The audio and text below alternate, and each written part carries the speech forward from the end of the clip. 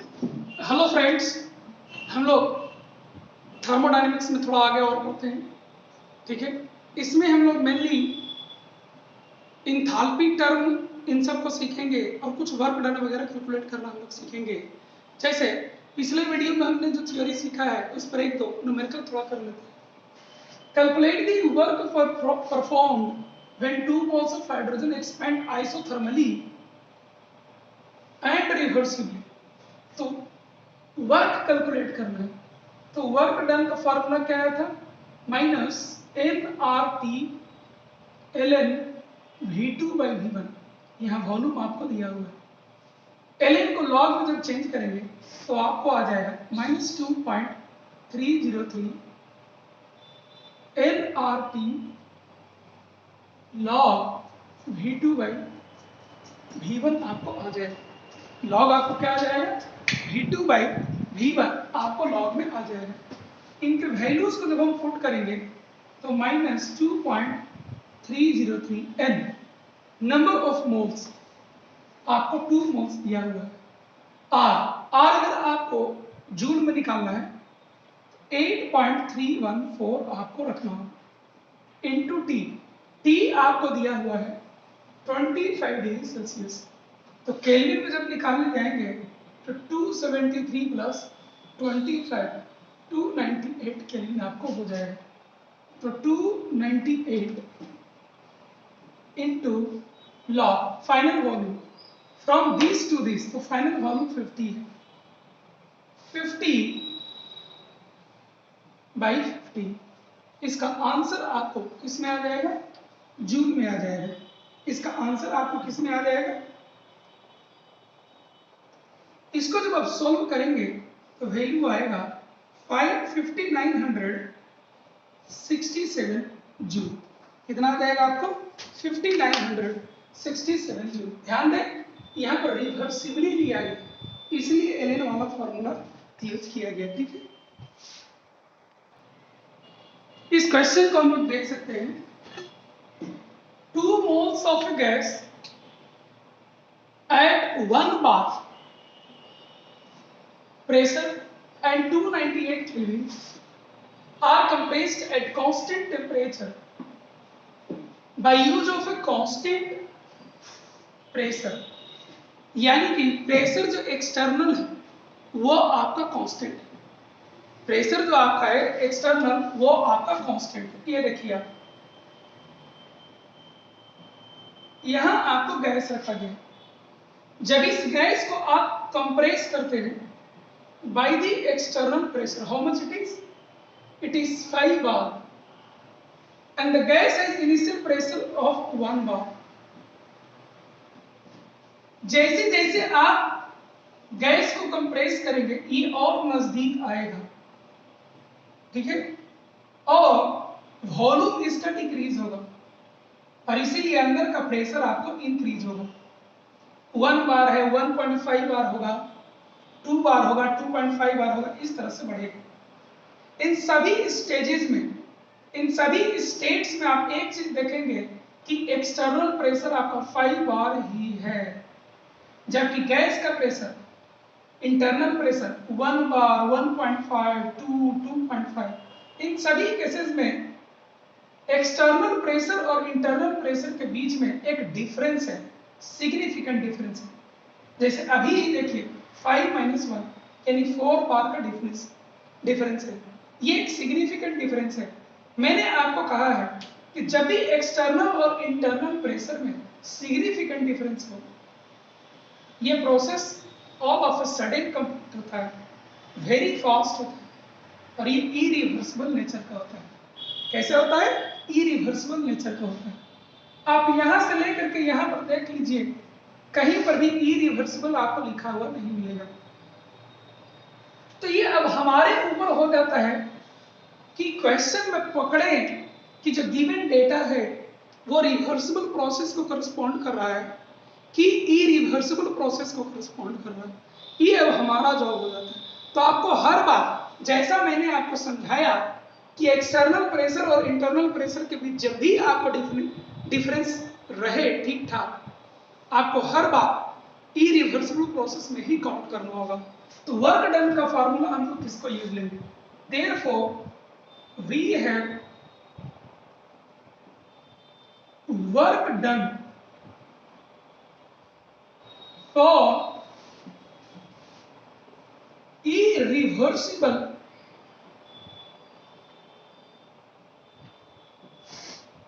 isothermal process क्या हो जाएगा? W is equal to minus P external into W। याद होगा आपको? इसको लिख सकते हैं हम लोग minus P external V final minus V initial. ठीक है, इसको लिख सकते हैं minus P external V final ideal gas है, तो V is equal to nRT isothermal है, ये देखिए constant temperature, nRT by P final, ठीक है, minus nRT by P initial. ये P इनिशियल और P फाइनल किसका है? गैस का है। ठीक है, यहां पर से आपको nRT कॉमन हो जाएगा, nRT कॉमन ले लीजिए, P external P final P external P initial. ऐसे इस क्वेश्चन में मेंशन नहीं किया गया कि फाइनल प्रेशर कितना है, तो आपको अपने से ये एज्यूम करना होगा कि ये तब तक कंप्रेस होते चला जाएगा जब तक कि गैस का प्रेशर बढ़ते बढ़ते एक्सटर्नल प्रेशर के बराबर ना हो जाए। तो गैस का फाइनल प्रेशर कितना हो जाएगा? एक्सटर्नल प्रेशर के बराबर, और वो 5 बार के बराबर। इनके वैल्यूज को हम पुट करते हैं, तो माइनस n, तो यहां पर क्या आ जाएगा? Pf बराबर P एक्सटर्नल आपको आ जाएगा। एक लाइन चाहे तो और लिख दीजिए, माइनस nRT, ये दोनों सेम होने की वजह से कट जाएगा, 1 माइनस Pf बाई Pl आप लिख सकते हैं। वैल्यू पुट कर दीजिए, माइनस n, n कितना है? 2 मोल्स, R कितना है? अगर जूल में निकालना है 8.314 इंटू T, T कितना हो जाएगा? T is 298 kilo into 1 minus P final is equal to 5 bar, ठीक है, बाय P इनिशियल गैस का 1 बार। इसी को सॉल्व कर लीजिए, माइनस 2, ये 5 हो जाएगा और माइनस ये 4 हो जाएगा, ये पूरा कितना हो जाएगा? माइनस 4, तो 4 माइनस माइनस प्लस हो जाएगा, 4 इंटू 2 8 हो जाएगा, 8 इंटू 8.314 इंटू 298, 8 इंटू 8.314 इंटू 298, ये सारा चीज हमें जूल में आएगा, जूल। ये आपका हो गया पॉजिटिव आया। हम लोग जानते हैं कि जब वर्क डन हमें पॉजिटिव आता है तो work is done on the gas होता है, और जब नेगेटिव आता है तो work is done by the gas. हमें क्या कहने के लिए निकाला कहा गया है? Work is done on the gas, already ये यही है, तो work is done on the gas में कितना जवाब हो जाएगा? 19,820 जूल, 19,820 जूल। ठीक है, ये हम लोगों ने पढ़ा है कि internal energy of the system जो होता है वो उस सिस्टम में मौजूद सभी तरह की एनर्जी को कंसीडर करता है, kinetic energy, potential energy, bonding energy etcetera and etcetera, इन सभी को कंसीडर करके वो आता है। लेकिन हम लोग जब केमिस्ट्री में थर्मोडायनेमिक्स में स्पेशली जब डील करते हैं तो यहाँ पर अक्सर देखा जाता है कि कुछ न कुछ प्रेशर या वॉल्यूम भी सिस्टम का चेंज कर रहा होता है, जो इंटरनल एनर्जी में कंसीडर नहीं किया जाता है, और इसीलिए हमें एक ऐसे टर्म की आवश्यकता पड़ती है जिसमें प्रेशर और वॉल्यूम रिलेशनशिप को भी कंसीडर किया जाता है। प्रेशर एंड वॉल्यूम रिलेशनशिप को भी कंसिडर किया जाता हो with the energy of the system. ठीक है, तो यहां पर एक नया टर्म आता है enthalpy.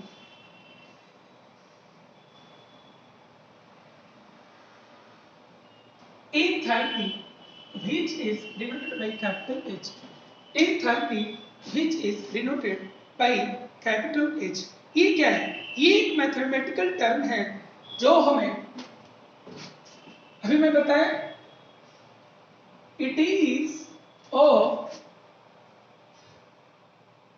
Mathematical term which relates pressure and volume of the system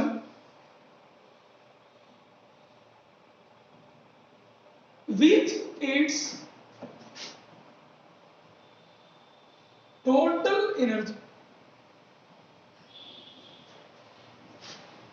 ठीक है, तो यहां पर अभी मुझको एक टर्म आ गया H। तो H क्या होगा? Internal energy plus PV. H क्या हो जाएगा? इंटरनल एनर्जी प्लस पीवी, आपको ये हो जाएगा। ये मैथमेटिकल टर्म है। ठीक है, यहां पर ये देखिए, ये क्या है आपका?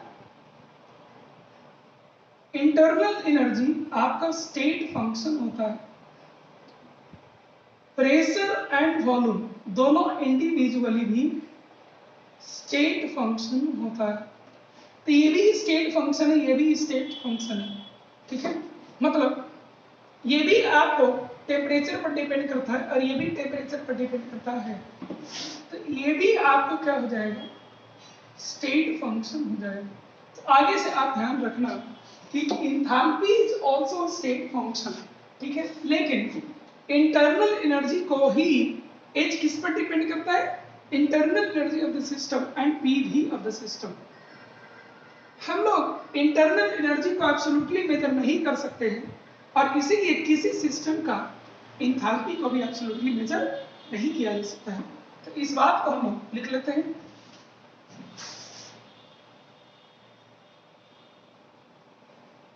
Similar to internal energy,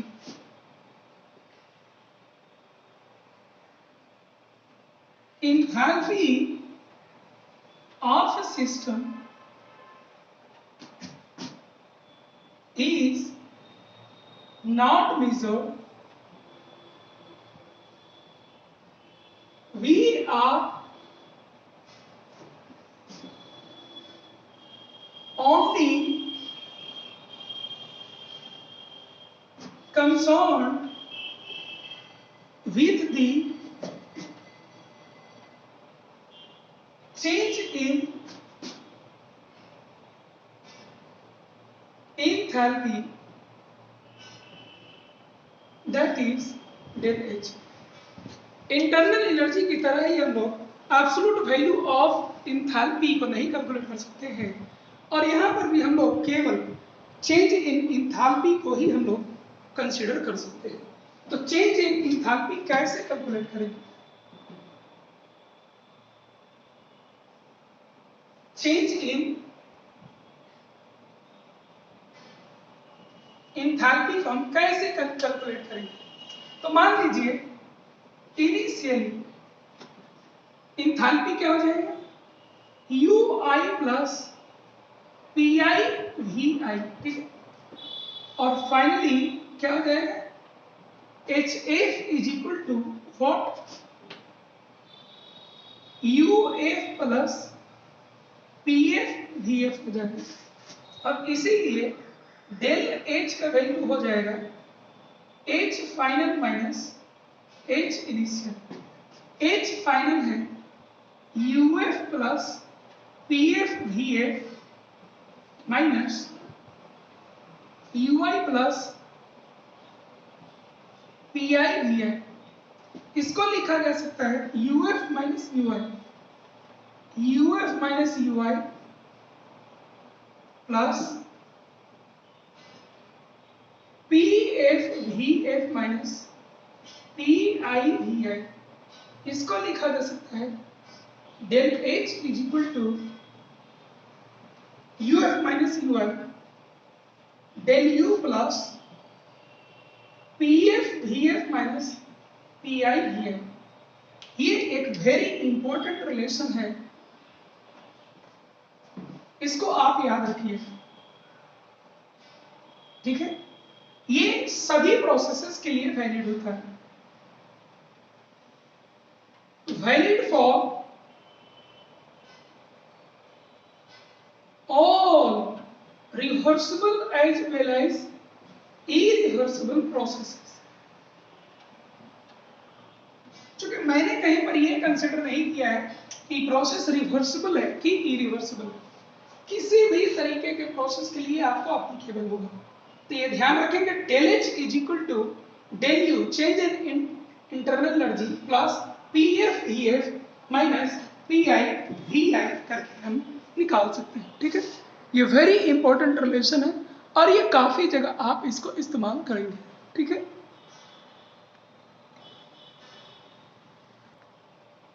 तो यहां पर तक हमें अभी तक आया है del H is equal to del U plus P F V F minus P I V I. ये रिलेशन अभी तक हम लोग को आया है। अगर हमें आइसोबैरिक प्रोसेस दे दिया जाता तो आइसोबैरिक प्रोसेस, आइसोबैरिक प्रोसेस में क्या होता है, फाइनल प्रेशर इनिशियल प्रेशर ये सारे कांस्टेंट होते हैं। क्या होते हैं आपको, कांस्टेंट होते हैं। तो इसीलिए डेल एच को लिखा जा सकता है del U plus P final की जगह पर पी लिख दीजिए, वी एफ माइनस पी लिख दीजिए फिर से, एंड वी आई हो जाएगा। सॉल्व कर लीजिए, del U plus P into V F minus V I del U plus P into del U, ये आपको डेल एच के बराबर हो जाएगा। ये किसके बराबर हो जाएगा, डेल एच के बराबर हो जाएगा। ये किसके लिए वैलिड है, this is valid for isobaric process. किसके लिए वैलिड है, आइसोबैरिक प्रोसेस। तो आइसोकोरिक प्रोसेस देखें तो क्या होगा, फॉर आइसोकोरिक प्रोसेस में फिक्स होता है V I V A, volume change नहीं करता। तो इनिशियल वॉल्यूम फाइनल वॉल्यूम आपका सेम होगा और ये आपको किसी भी टाइम के वॉल्यूम के भी बराबर होगा। तो इस केस में जब आप डेल एच निकालने जाएंगे तो आपको आ जाएगा del U plus P final V minus P initial V. यहां से del U plus P final और पी इनिशियल, वी कॉमन ले लीजिए, P final minus P initial, del U plus V into P final minus तो del P आपको, ये आपको किसके लिए वैलिड होगा, ये आपको आइसोकोरिक प्रोसेस के लिए वैलिड होगा। ये आपको किसके लिए वैलिड होगा, आइसोकोरिक प्रोसेस के लिए आपको वैलिड होगा, ठीक है। किसके लिए वैलिड है, आइसोकोरिक प्रोसेस के लिए आपको वैलिड है, ठीक है। इन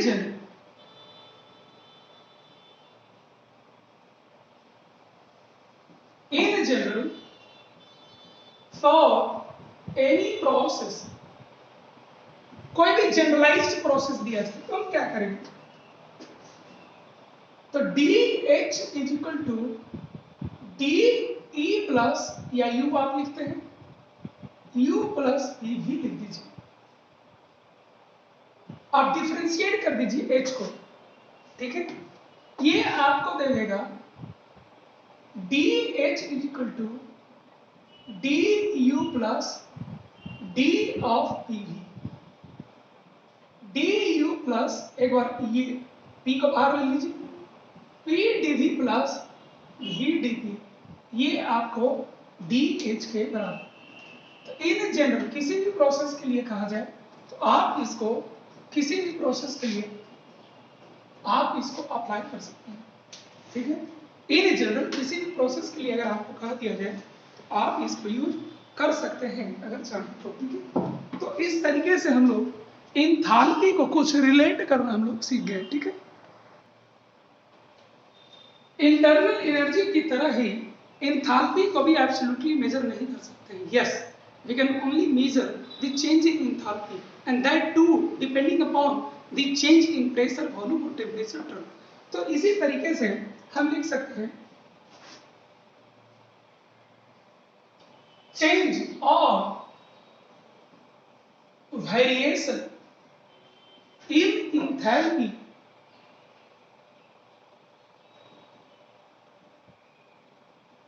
can be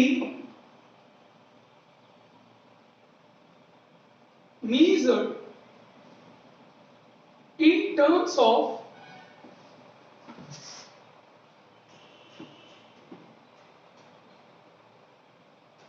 any two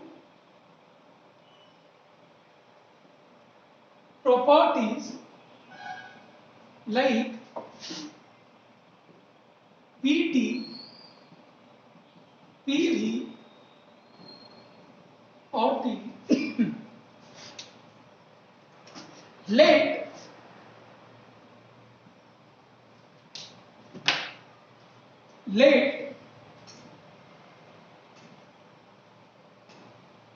H as a function of E and T। तो यहां से हमें DH लिखा जा सकता है।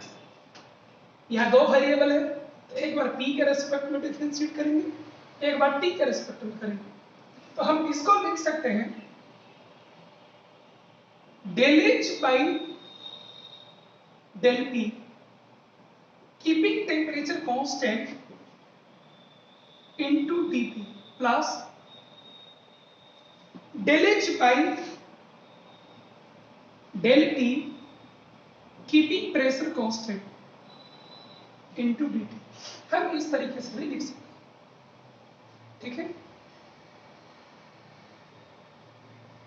इसमें हम लोग को ये जो टर्म है del H by del T, इसी को कहते हैं del H by del P T into dP plus इसी को कहा जाता है CP into dt, where CP is equal to heat capacity। CP क्या है आपको? CP is the heat capacity। CP क्या है आपका? heat capacity है,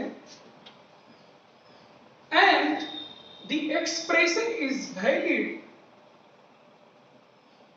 for all,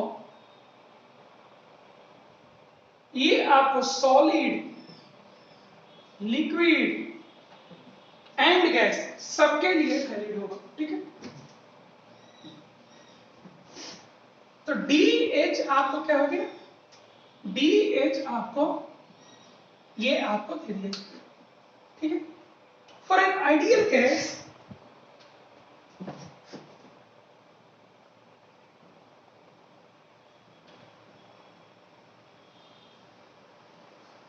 ideal gas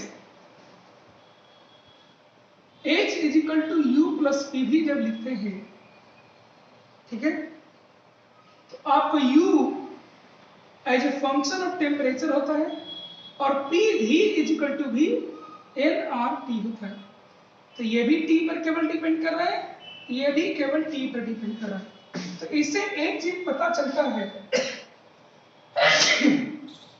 कि H is a function of temperature only। H is a function of temperature only for what? For an ideal gas। For an ideal gas ये केवल temperature पर आपको depend करता है और इसीलिए जब इसको आप टेम्परेचर को कांस्टेंट रखते हुए, जब इसमें टेम्परेचर को कांस्टेंट रख दीजिएगा तो H कांस्टेंट हो जाएगा। अगर वैसे केस में इसको आप प्रेशर के रेस्पेक्ट में डिफरेंशिएट कर दीजिए, कीपिंग द टेम्परेचर कांस्टेंट, तो टेम्परेचर कांस्टेंट पुट कर दीजिएगा तो पूरा कांस्टेंट हो जाएगा। उसको अगर P के रेस्पेक्ट में आप डिफरेंशिएट कर देंगे तो क्या आ जाएगा आपका, 0 आ जाएगा। और इसीलिए यहां से आपको DH इज इक्वल टू, ये तो 0 हो जाएगा, CP dt आता है। किसके लिए? It is valid for ideal gas.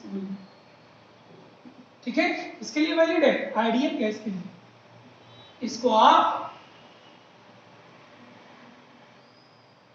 Solid और लिक्विड के लिए नहीं लगा सकते हो जब तक कि इसका वैल्यू ना दे दिया जाए। ठीक है, चलिए इस बात को हम ध्यान रखेंगे कि इसको मेनली हम लोग किसके लिए लगा सकते हैं, आइडियल गैस के लिए इसको लगा सकते हैं। सॉलिड और गैस के लिए हम तब तक नहीं लगा सकते हैं जब हमें इसका रिलेशनशिप नहीं दे दिया जाए, या क्वेश्चन में ये न कह दिया जाए कि solid and liquid is incompressible. तो इनकम्प्रेसिबल जब होगा तो वैसे केस में आपको कंसीडर किया जा सकता है। ठीक है, चलिए देखा जाएगा। अब हम लोग सीखेंगे calculation of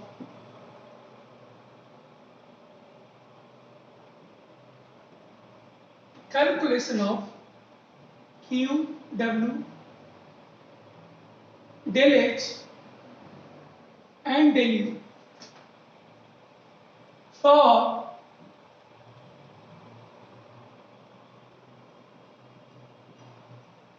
various processes, various thermodynamic processes। इसमें सबसे पहले हम लोग लेते हैं आइसोथर्मल एंड रिवर्सिबल।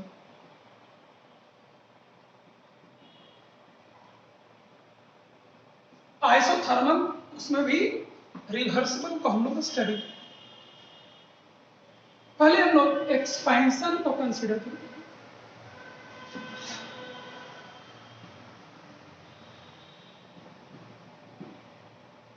कुछ ग्राफ सीख लेते हैं। ग्राफ इसका कैसे होगा,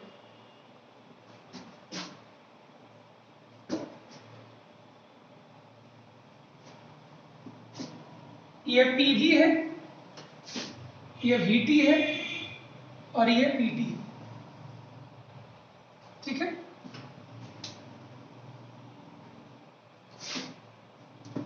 इस केस में क्या होगा, एक्सपेंशन आपने लिया है तो एक्सपेंशन केस में ग्राफ आपको कुछ ऐसे जाएगा।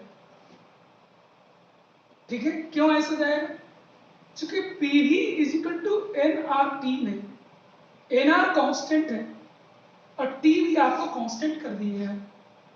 आइसोथर्मल की वजह से T भी आपको कांस्टेंट हो गया, तो PV is equal to constant हो गया। तो XY is equal to constant जो आपका होता है, इसका ग्राफ क्या होता है, हाइपरबोलिक होता है। क्या होता है, हाइपरबोलिक होता है, रेक्टेंगुलर हाइपरबोला होता है। ये आपका रेक्टेंगुलर हाइपरबोला है। ठीक है, एक्सपेंशन लिए तो वॉल्यूम आपका क्या होगा, वॉल्यूम आपका यहां पर बढ़ेगा, ये बढ़ रहा है, और at the same time pressure आपको घटेगा। आ जाते हैं V वर्सेस T, यानी V versus T। Isothermal process है तो टेम्परेचर तो नहीं चेंज करेगा, लेकिन एक्सपेंशन यानी वॉल्यूम को आप बढ़ा रहे हैं तो वॉल्यूम आपको बढ़ेगा, वॉल्यूम आपको बढ़ेगा, लेकिन टेम्परेचर आपको चेंज नहीं होगा। इसी तरीके से एक्सपेंशन जब आप करेंगे तो वॉल्यूम बढ़ रहा है, प्रेशर घटेगा।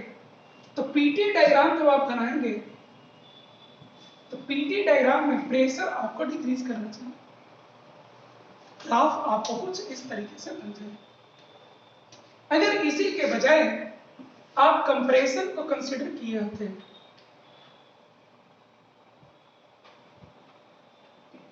अगर इसी के बजाय आप कंप्रेशन को कंसीडर किए होते तो ग्राफ आपका कुछ ऐसा होता। PV, VT and PT, graph आपका कुछ इस तरीके का हो जाएगा। कंप्रेशन की तो PV = nRT में कंप्रेशन का मतलब क्या है? कंप्रेशन का मतलब होता है कि वॉल्यूम आपको घटेगा, तो ये तो कांस्टेंट है पूरा, चूंकि आइसोथर्मल है, प्रेशर आपको बढ़ेगा। तो ग्राफ इसका कैसे हो जाएगा? ग्राफ इसका कुछ ऐसे हो जाएगा, ठीक है। वॉल्यूम घटना चाहिए, यानी ग्राफ ऐसे हो। टेम्परेचर कांस्टेंट रखते हुए वॉल्यूम को घटाना है, यानी ग्राफ आपको कुछ ऐसा हो। प्रेशर को बढ़ाना है, यानी आपको ग्राफ कुछ ऐसा बने, ठीक है। तो ये रहे इनके ग्राफ। अब हम लोग थोड़े कैलकुलेशन पार्ट को भी देख लेते हैं, ठीक है। अब थोड़ा कैलकुलेशन पार्ट को भी हम लोग देख लेते हैं, ठीक है।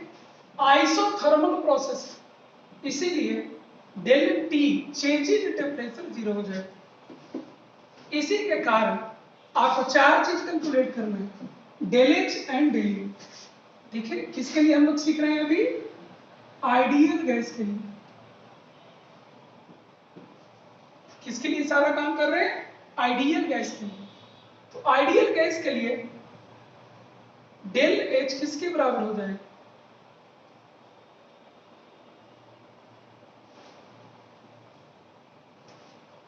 Integration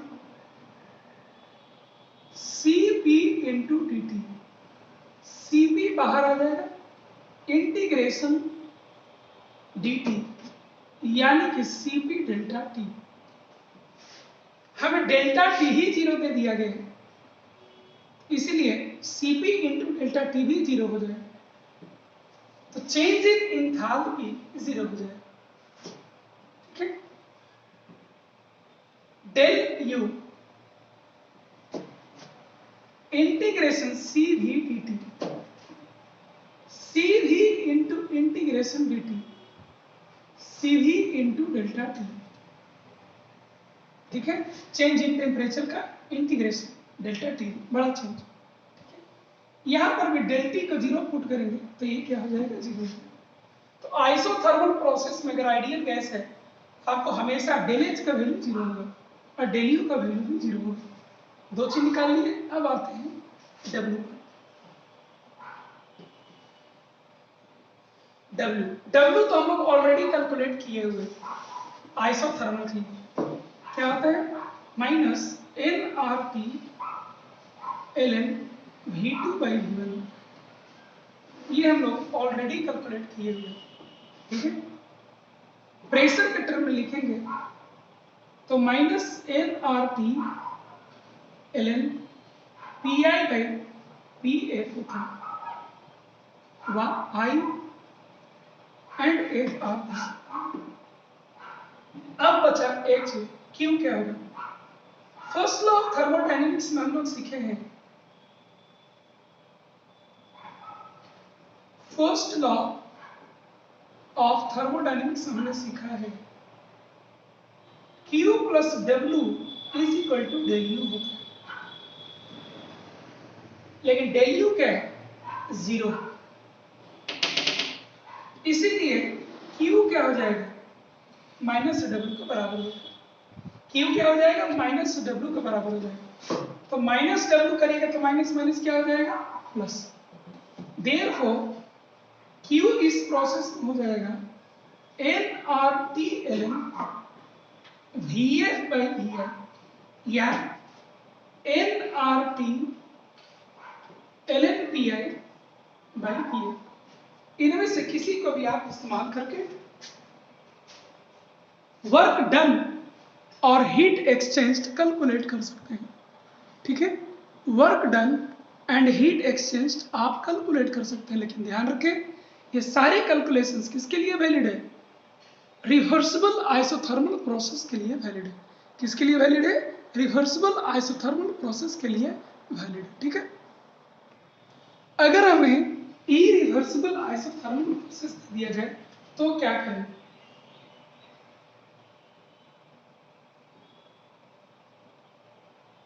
irreversible isothermal process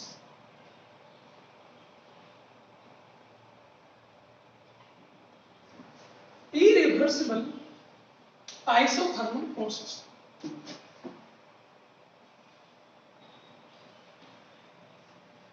irreversible isothermal process तो आइसोथर्मल है, इसीलिए डेल टी तो इस बार भी 0 हो जाएगा एंड देयरफॉर डेल एच जिसका वैल्यू सीपी डेल्टा टी होता है 0 हो जाएगा एंड डेल यू जो कि सीवी डेल्टा टी होता है ये भी डेल्टा टी 0 रखेंगे 0 हो जाएगा। तो ये यहां पर भी आपको 0 हो जाएगा। वर्क डन क्या हो जाएगा? वर्क डन आपको होता है minus P external into delta. ये सब हम लोग ऑलरेडी कैलकुलेट किए हुए। किसके लिए? इरिवर्सिबल प्रोसेस है तो यही होता है वर्क डन। यही से स्टार्ट करते हैं minus P external into V final minus V initial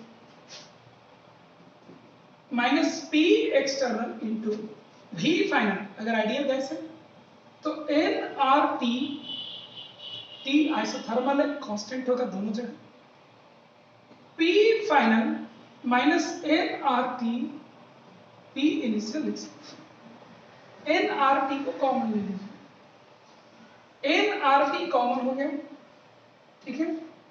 P external by P F, P external by P आई। ऐसा कोई जरूरी नहीं है कि पी एक्सटर्नल पी एफ आपको आपस में बराबर हो, लेकिन अगर इक्वल नहीं होगा तो क्वेश्चन में ये दिया हुआ है। इन तीनों प्रेशर्स के वैल्यू आप रख दीजिए, एन आर टी रख दीजिए, आपको वर्क डन निकल जाएगा।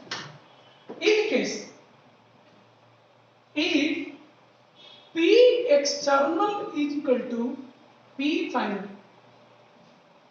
P external अगर आपको P final के बराबर हो गया तो ऐसे केस में, ज्यादातर केस में यही होता है, आएगा NRT P external P final बराबर हो जाने पर 1 हो जाएगा कट के, minus P final by P initial। ये आपको आ जाएगा वर्क डन। लेकिन ध्यान रखें इसका एक लिमिटेशन होता है। कौन सा limitation? This is valid only if P external is equal to P final. ये कब वैलिड है?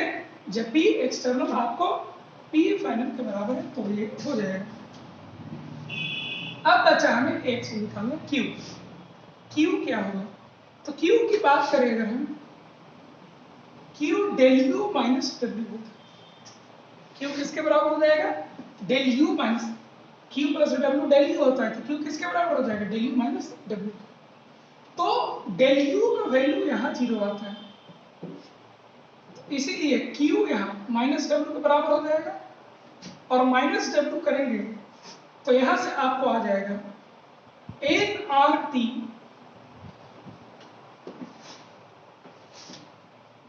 P external by P F minus P external by P I, ठीक है। और minus minus plus N R T, अगर आप इस condition को इंपोज करते हैं 1 minus P final by P initial. ये कब वैलिड होगा? Valid only in P external is equal to PF. It is valid only if P external is equal to PF. P external अगर आपका PF के बराबर है तब जाकर के ये आपको वैलिड होगा। ठीक है, तो इस तरीके से इरिवर्सिबल आइसोथर्मल प्रोसेस का भी कैलकुलेशन किया जा सकता है। ठीक है, अगला हम लोग को प्रोसेस आता है आइसोबैरिक प्रोसेस। कौन सा प्रोसेस आता है? Isobaric process.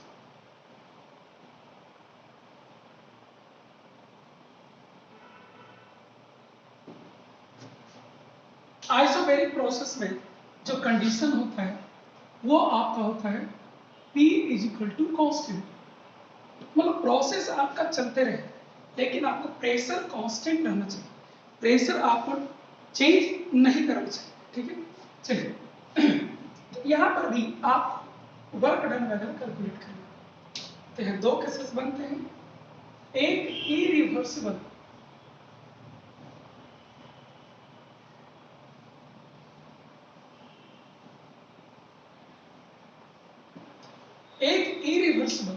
और एक आपको रिवर्सिबल। तो इरिवर्सिबल प्रोसेस जब हम यहाँ कराते हैं तो वर्क डन आपको हो जाएगा, वर्क डन क्या हो जाएगा? इरिवर्सिबल का कंडीशन है P external is not equal to P internal, जिसको हम लोग P गैस कहते हैं। और वैसे केस में work done minus P external into dV में P एक्सटर्नल की जगह पर P इंटरनल या P गैस को रखा नहीं जा सकता। तो जब हम इसको यहाँ नहीं रखेंगे,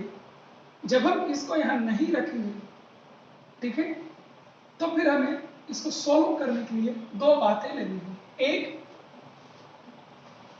एक जब P कांस्टेंट है और एक जब P कांस्टेंट ना हो, तो इन जनरल इरिवर्सिबल प्रोसेस का वर्क डन यही है। If P external is constant,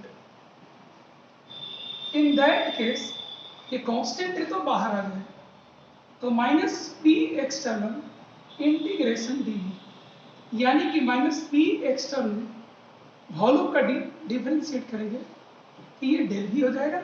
मैंने पहले भी इसको इंटीग्रेट करके दिखा दिया। ठीक है, तो ये किसके लिए होगा? जब P एक्सटर्नल कांस्टेंट होगा तब। कई बार ऐसा होता है कि इरिवर्सिबल में P external is a variable. In that case, P external जब वेरिएबल होगा तो ये वेरिएबल कैसे होगा ये आपको क्वेश्चन में दिया हुआ है। ठीक है, इसको आप यहाँ पुट कर दीजिए और फिर सॉल्व करके उसको वहां पुट करके वर्क डन हम निकाल लेंगे, तब फिर हम आगे बढ़ते हैं। ठीक है, ये चीज का आप ध्यान रखिए। चलिए अब आते हैं हम लोग रिवर्सिबल।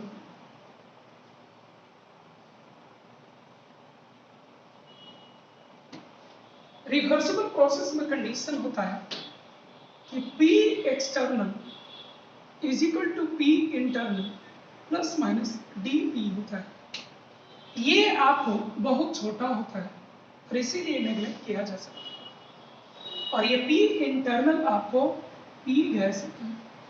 और इसीलिए जब वर्क डन हम कैलकुलेट करने जाएंगे तो P गैस इंटू dV करके हम लोग सोल्व करते हैं। क्या चीज हम लोग इसको करके सोल्व करेंगे? P गैस इंटू dV करके हम लोग सोल्व करेंगे। अब देखिए आइसोबैरिक प्रोसेस है। कौन सा प्रोसेस है आपको? आइसोबैरिक प्रोसेस है। तो इस आइसोबैरिक प्रोसेस में P गैस आपका कांस्टेंट होगा। ये क्या होगा? कांस्टेंट होगा। तो कांस्टेंट होगा तो ये गैस बाहर निकल जाएगा।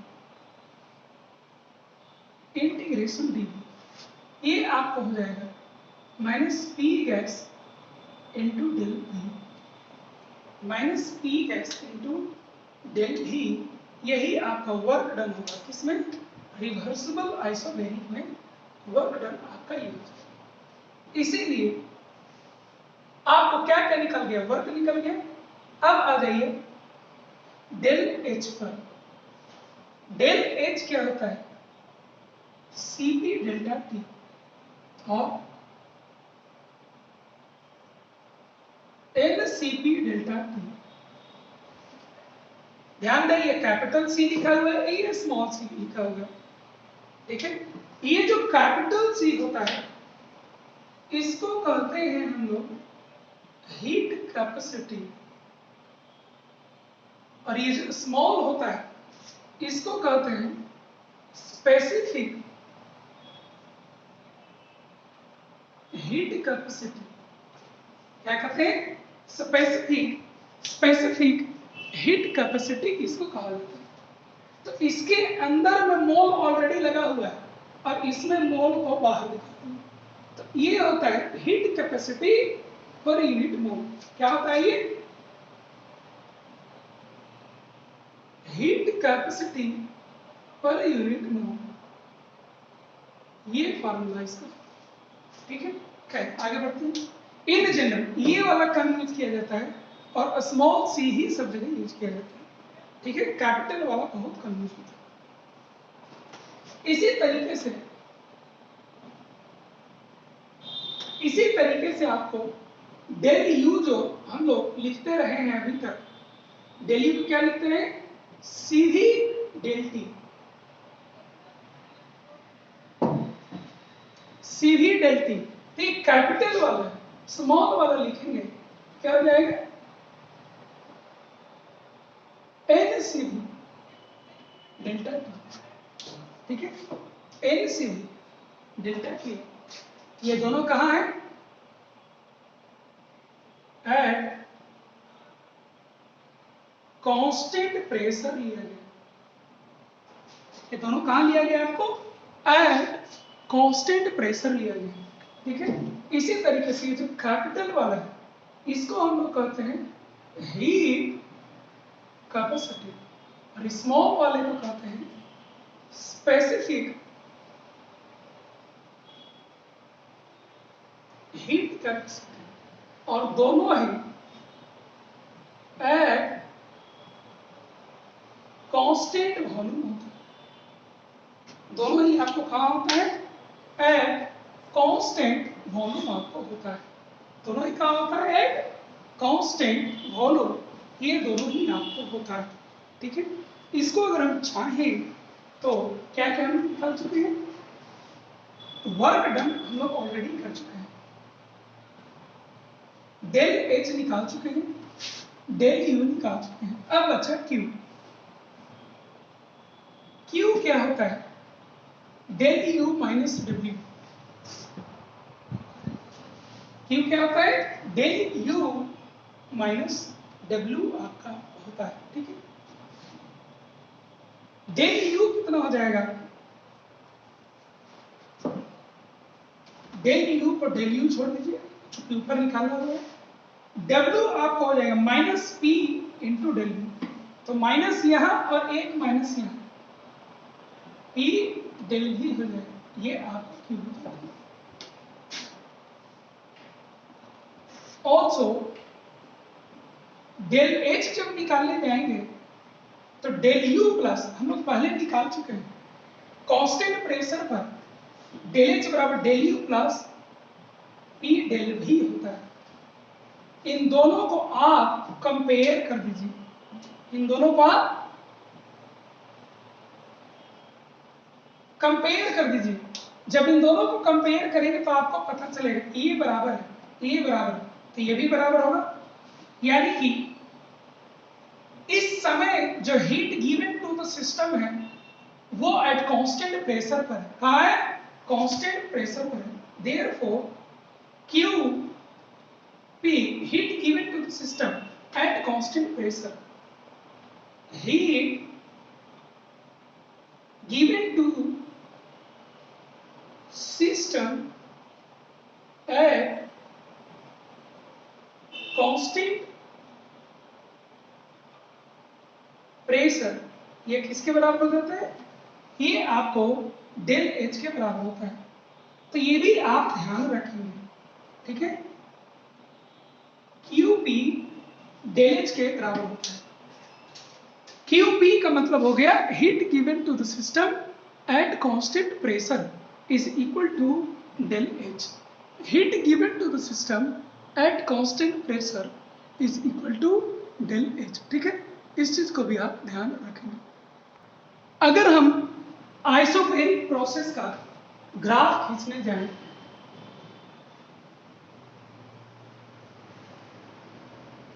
Graphs of isobaric process,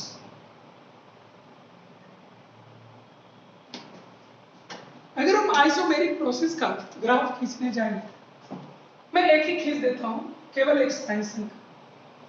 compression का उसी का ऑपोजिट आप खुद कर सकते हैं।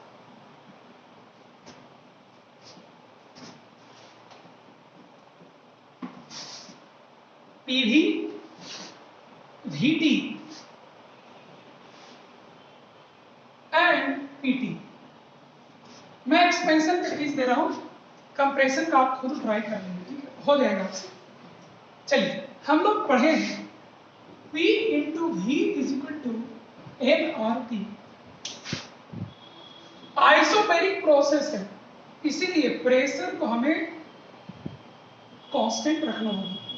तो pressure is constant and N R is also constant. तो पीवी डायग्राम में एक्सपेंशन है, तो एक्सपेंशन के केस में भी तो बढ़ेगा ही हर में, और भी जब बढ़ाइएगा, ठीक है, तो P को कांस्टेंट रखना है, इसको कांस्टेंट रखना है, तो V को कौन एडजस्ट करेगा? टेम्परेचर आपको बढ़ करके इसको करेगा। तो ये दोनों एक दूसरे के प्रोपोर्शनल है, तो इसका ग्राफ स्ट्रेट लाइन का होगा। सॉरी, ग्राफ क्या होगा? स्ट्रेट लाइन का होगा। तो VT ग्राफ में अगर दिखाना होगा तो y इक्वल टू mx का इसका ग्राफ होगा।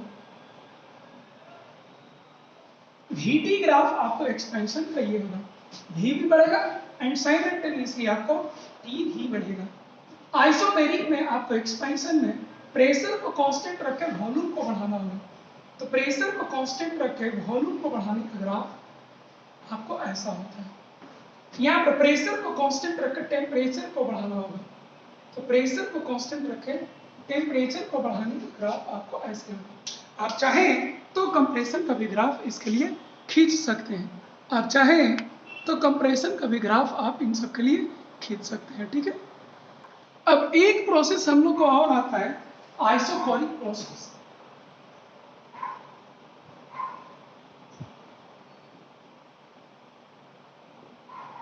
आइसोकोरिक प्रोसेस का कंडीशन होता है कि वॉल्यूम आपको कांस्टेंट होता है, मतलब during the process volume does not change.